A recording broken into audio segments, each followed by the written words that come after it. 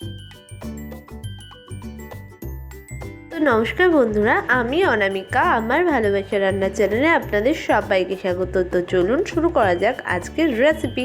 তো আজকে আমি যে রেসিপিটা নিয়ে চলে এসেছি সেটা হলো শীতকালে টাটকা সবজিতে বাটা খেতে আমাদের খুবই ভালো লাগে, সেরকমই একটি শীতের স্পেশাল বাটার রেসিপি নিয়ে চলে এসেছি। শীতের স্পেশাল সবজি বাটায় যে সবজিটা ব্যবহার করছি সেটা হলো মূলো। একটা মূলোকে আমি এখানে চাকচাক করে কেটে রেখে দিয়েছি। তা মিক্সিং জার নিয়ে সেখানে যে মূলোগুলো আমি কেটে রেখে দিয়েছিলাম সেই চাকচাক করে কেটে রাখা মূলোগুলো দিয়ে দিই। এর মধ্যে একটা লঙ্কা দিয়ে দিচ্ছি, এটা আপনি আপনার ঝাল অনুসারে দিয়ে নেবেন। আমি মিক্সিং জারের মধ্যে একটু জল দিয়ে দিলাম এটা বাটার জন্য। এটা আপনি কিন্তু এমনি শিলনোড়ায়ও বেটে নিতে পারেন। মূলোটা বাটা হয়ে গেছে, একেবারে মিহি করে বেটে নিয়েছি, দেখে নিন। একদম কিন্তু একটুও পরিমাণে বোঝা যাচ্ছে না এটা যে মূলো বাটা। এইরকম করেই কিন্তু এটাকে বেটে নিতে হবে। গ্যাস জ্বালিয়ে একটা কড়াই বসিয়ে তাতে দিয়ে দিলাম বেশ খানিকটা পরিমাণে সর্ষের তেল। এই জায়গায় কিন্তু আপনি অন্য কোনো তেলও ব্যবহার করতে পারেন, বাট যে কোনো বাটার ক্ষেত্রে সর্ষের তেলটা বেশি ভালো মানায় না। সর্ষের তেল গরম হয়ে গেছে, এবার আমি এর মধ্যে দিয়ে দিলাম বেশ খানিকটা পরিমাণে কালো জিরে। কালো জিরের ফ্লেভারটা কিন্তু যে কোনো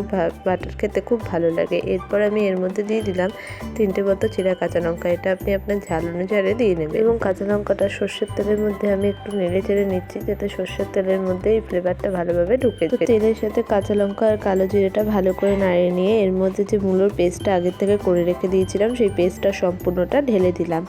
এবার মূলোর পেস্টটার সাথে কাঁচা লঙ্কা, কালো জিরে এবং তেলটাকে ভালো করে নাড়িয়ে নিচ্ছি যাতে এই ফ্লেভারগুলো মূলোর পেস্টটার মধ্যে ভালোভাবে ঢুকে যায়। আমি শিলনোড়া নিয়ে তাতে দিয়ে দিলাম 1/2 চামচ মতো সাদা সর্ষে, আর সাদা সর্ষের সাথে দিয়ে দিলাম 1 চামচ মতো পোস্ত। এই জায়গায় আপনি সাদা তিলও দিতে পারেন। সর্ষে, পোস্ত এবং কাঁচা লঙ্কাটাকে শিলনোড়ায় ভালো করে পেস্ট করে নিচ্ছি। তো এইভাবে দেখুন এটা পুরোপুরি কিন্তু মিহি করে পেস্ট করা হয়ে গেছে।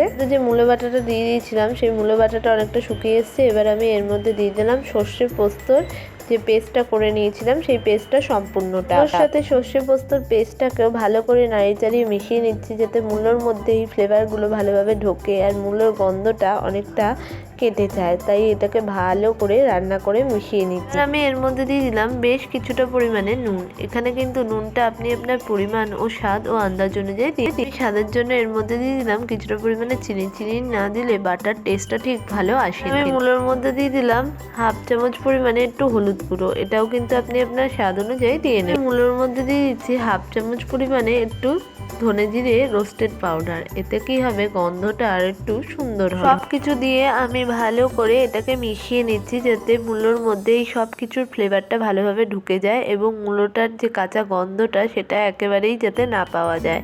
তো এইভাবে করে ভালো করে এটাকে নাড়িয়ে নিচ্ছি। মূলোটা আমার সব কিছুর সাথে ভালো করে মিক্স করা হয়ে গেছে। এবার আমি এর মধ্যে দিয়ে দিলাম বেশ খানিকটা পরিমাণে হলো নারকেল কোড়া। এই জায়গায় আপনি নারকেলের দুধ বা নারকেল বাটাও দিতে পারেন। এটা দিয়ে মূলোটাকে ভালো করে নাড়িয়ে চাড়িয়ে নিতে হবে যতক্ষণ পর্যন্ত না মূলোটা শোকাচ্ছে এবং কড়াই থেকে উঠে উঠে আসছে, ততক্ষণ পর্যন্ত এটাকে ভালো করে নাড়িয়ে চাড়িয়ে রান্না করে নিতে হবে। এর সাথে নারকেল কোড়াটা ভালো করে নাড়িয়ে চাড়িয়ে মিশিয়ে নিয়েছি। এবার কিন্তু এটা একেবারে হয়ে উঠেছে, কড়াই থেকে একেবারে শুকিয়ে গেছে, কড়াই থেকে উঠে আসছে। তো এবার আমি এটাকে সার্ভ করে নিয়ে আপনাদের কাছে ফেরত আসছি। হয়ে গেছে আমাদের আজকের রেসিপি শীতের স্পেশাল সবজি বাটা। রেসিপি তো আমার তৈরি হয়ে হাতে চলে এসেছে, এবার আমার টেস্ট করার পালা। এটা ঠিক কেমন হয়েছে? এটা জাস্ট অসাধারণ হয়েছে। পুরো লাগছে মনে হচ্ছে মান কচু বাটা। এটা এক থালা গরম ভাতের সাথে জাস্ট জমে যাবে।